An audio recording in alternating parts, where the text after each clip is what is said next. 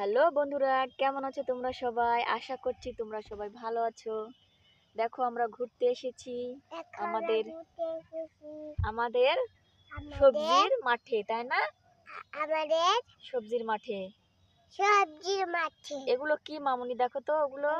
আর এই যে আমাদের কপি, এই যে কত সুন্দর আমাদের কপি, দেখো মা মেলে দেখো এই যে দেখো কত সুন্দর।